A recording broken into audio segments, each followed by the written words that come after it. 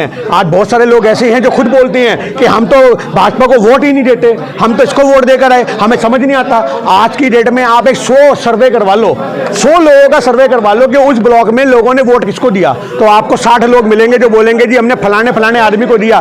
तब भी इनको 70 वोट पड़ गए। कैसे पड़ गए? जब 60 लोग मना कर रहे हैं कि हमने वोट ही नहीं दिया तो कैसे पड़ गए? तो ये ईवीएम है, बहुत बड़ा खेल हो रहा है। और इस खेला को रोकने के लिए जो डॉक्टर तुलसीराज जी ने पहल करी है ताकि लोकतंत्र मजबूत हो, तो उसके लिए ईवीएम का बैन होना बहुत जरूरी है। वरना मैं आपको लिख के दे दूं कि 2024 का चुनाव आखिरी चुनाव होगा देश का। इसके बाद ये लोग सत्ता में अगर आ गए तो ये दोबारा चुनाव नहीं करवाएंगे। ये अपनी तानाशाही जो आज आपको दिख रही है, 150 सांसद कोई मजाक होते हैं? 150 सांसदों को उठा के बाहर फेंक दिए जिन लोगों ने। आप क्या सोचते हो कि वो चुनावों को कुछ बख्शेंगे? तो आज हमारे देश के अंदर अगर चुनावों को जिंदा रखना है, लोकतंत्र को जिंदा रखना है, संविधान की आत्मा को जिंदा रखना है, तो उसके लिए ईवीएम को बैन होना बहुत जरूरी है। और जी आप ये क्या लगा रहे हो, प्लान की बात नहीं है। अगर आज यहाँ पे हजारों की सैकड़ों की तादाद में लोग आए हैं तो ये सैकड़ों की तादाद में लोग संगठन के लोग थे। जिस एक आदमी के पीछे 1000 आदमी है, जिस एक आदमी के पीछे 10,000 आदमी है, और कुछ ऐसे मजबूत लोग भी थे जिनके पीछे लाख लाख आदमी है। आपको बहुत जल्दी जनवरी के अंदर देखने को मिलेगा, जगह जगह भारत बंद होगा और जगह जगह आंदोलन होंगे। और वो आंदोलन की जो चिंगारी आज डॉक्टर तुलसीराज जी ने जगाई है, ये लोगों के हितों के लिए, रक्षा के लिए जरूरी है, ये लोकतंत्र की रक्षा के लिए जरूरी है, ये आम आदमी के लिए नहीं है। और ये जो लोकतंत्र की हम लड़ाई लड़ रहे हैं, ये राजनीतिक नहीं है, ये सामाजिक लड़ाई है। इसमें सब समाज के लोगों को कहा करते थे, आपने शायद वो कहावत सुनी हो कि गू खाओ तो हाथी खाओ वरना ना खाओ। तो यही भाजपा ने सीखा है कि आज बड़े बड़े जो राज्य हैं वो निपटा लो और एक आधा इनके लिए फेयर छोड़ दो। तेलंगाना में जो चुनाव हुए वो फेयर चुनाव हुए।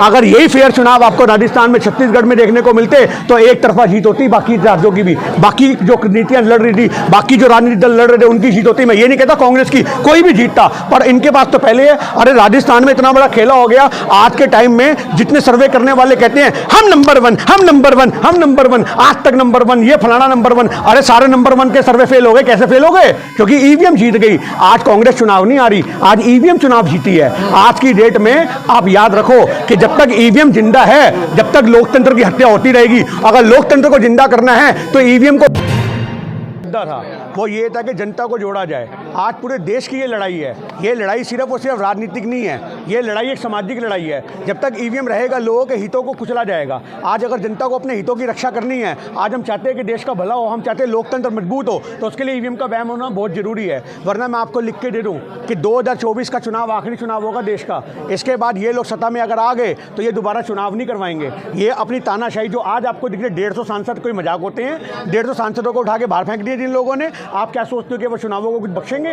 तो आज हमारे देश के अंदर अगर चुनावों को जिंदा रखना है, लोकतंत्र को जिंदा रखना है, संविधान की आत्मा को जिंदा रखना है, तो उसके लिए ईवीएम को बैन होना बहुत जरूरी है। और बहुत सारे लोग ये बात करते हैं कि ईवीएम तो कांग्रेस लेकर के आई, ईवीएम तो ये लेकर आई। अरे अगर किसी हम लेकर आते हैं, किसी भी नीति को लेकर के आते हैं, अगर वो नीति देश हित में नहीं होती या उसका मिसयूज होने लगता है तो उसको हटाना बहुत जरूरी है। जर्मनी में ईवीएम बैन कर दी गई, जापान में ईवीएम बैन कर दी गई, अमेरिका में बैन कर दी गई। हमारे देश में आखिर ऐसा क्या है कि उसको बैन नहीं किया जा रहा? क्योंकि आज सत्ता का एक सबसे शॉर्टकट फार्मूला मोदी सरकार के हाथ में है, वो है ईवीएम। और जब तक ईवीएम बैन नहीं होगी तब तक देश हित की बात नहीं हो सकती। और देश हित, ईवीएम के नाम पर आप लोग राजनीति कर रहे हैं। देखिए राजनीति वो होती है जिसके अंदर अपना फायदा लिया जाए, जिसमें जनता का फायदा हो, वो जननीति होती है। ये राजनीति नहीं होती। और हम जननीति के माध्यम से यहाँ पे लोग जुड़े हैं और जनता को मजबूत कर रहे हैं। और जब तक जनता मजबूत नहीं होगी, देश मजबूत नहीं होगा।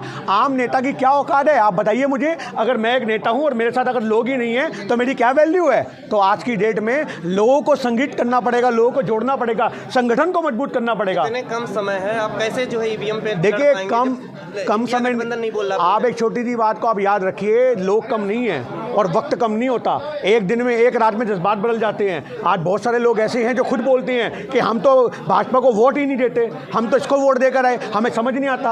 आज की डेट में आप एक 100 सर्वे करवा लो, 100 लोगों का सर्वे करवा लो कि उस ब्लॉक में लोगों ने वोट किसको दिया, तो आपको 60 लोग मिलेंगे जो बोलेंगे जी हमने फलाने फलाने आदमी को दिया। तब भी इनको 70 वोट पड़ गए। कैसे पड़ गए? जब 60 लोग मना कर रहे हैं कि हमने वोट ही नहीं दिया तो कैसे पड़ गए? तो ये ईवीएम है, बहुत बड़ा खेल हो रहा है। और इस खेला को रोकने के लिए जो डॉक्टर तुलसीराज जी ने पहल करी है, ये बहुत बड़ी पहल है। चुनाव आयोग कह चुका है निष्पक्ष चुनाव होते हैं। देखिए चुनाव आयोग तो उनके घर की कठपुतली बन चुका है। चुनाव आयोग के अंदर कभी हमने सुना था कि न्यायालय भी स्वतंत्र हैं, कभी हमने सुना था कि चुनाव आयोग भी स्वतंत्र हैं, कभी हमने सुना था कि सीबीआई भी, समझ रहे हो बात, निष्पक्ष काम करती है। पर आज भाई साहब हमें देखने को नहीं मिलता, चाहे सीबीआई हो या ईडी हो, जितनी भी आज के टाइम में संविधानिक यूनिट अकेले इंडिपेंडेंट काम करती थी, सबके ऊपर दबाव है, तबादलों का दबाव, किसी के ऊपर डराने का दबाव, किसी को धमकाने का जवाब। आज वकील अपना काम नहीं कर पाते, आज वकीलों को लालच दिया जाता है कि तू हमारे पक्ष में फैसला सुना, तेरे को राज्यसभा सांसद भेजेंगे। आप ये देख लो ऐसे कौन से इनके मुद्दे हैं जो भाजपा के हित में आए हो और वो बंदा राज्यसभा सांसद ना गया हो।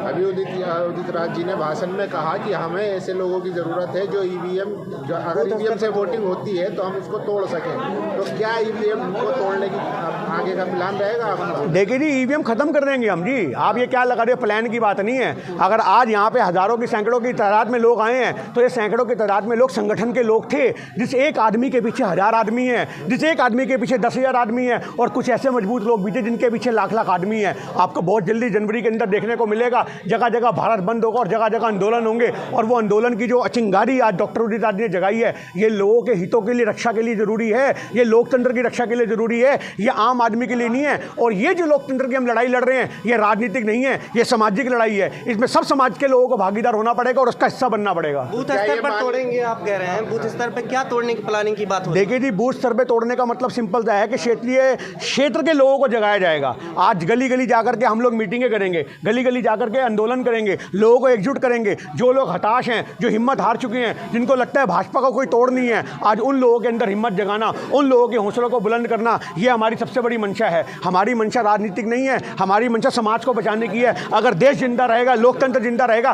तभी आपके अधिकार जिंदा रहेंगे, वरना वो दिन दूर नहीं है कि आपकी नौकरियां तो आज खत्म कर दी गई हैं, जब आपको भी खत्म कर दिया जाएगा। अभी आपने क्रिमिनल लॉ देखा, 90 दिन के लिए आपको उठा के बंद कर दिया जाएगा। जो रिमांड पहले 10 दिन 15 दिन चलता था, आज 90 दिन में तो आदमी की आत्मा फूंक देंगे। ये आपकी सोच में हो। जो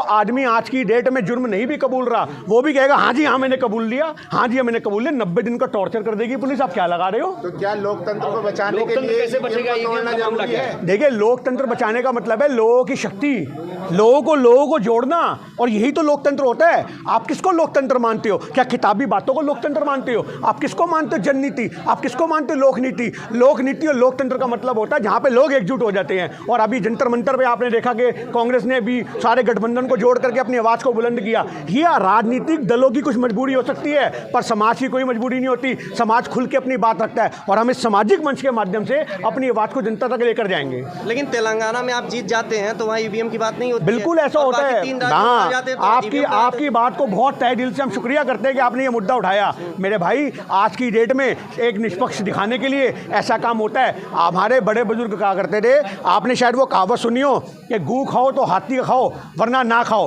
तो यही भाजपा ने सीखा है कि आज बड़े बड़े जो राज्य हैं वो निपटा लो और एक आधा इनके लिए फेयर छोड़ दो। तेलंगाना में जो चुनाव हुए वो फेयर चुनाव हुए।